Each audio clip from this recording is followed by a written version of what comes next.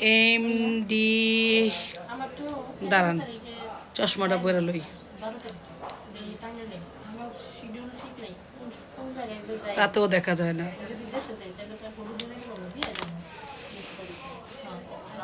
MD Salauddin, আচ্ছা অনেক কষ্টে দেখলাম পড়লাম বাংলা। এমডি সালাউদ্দিন একটা কমেন্ট করেছেন, আপনি উকিল কিন্তু বাংলাটাও পড়তে জানেন না। একদম ঠিক বলছেন ভাই।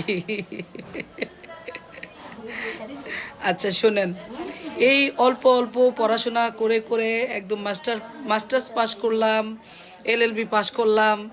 স্যাররা কেমন বোকা ঠিক না, বাংলাটাই ঠিক মতো পড়তে পারি না, এত এত ডিগ্রি দিয়ে দিল আমাকে।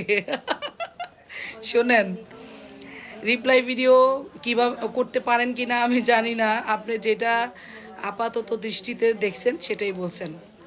যখন একটা রিপ্লাই ভিডিওর কমেন্টস পড়া হয় তখন সেটা অস্পষ্ট দেখা যায়। এখন আপনি স্ক্রিনে দেখতেছেন যে লেখাটা তো স্পষ্ট, তার পড়তে এত কষ্ট হচ্ছে কেন?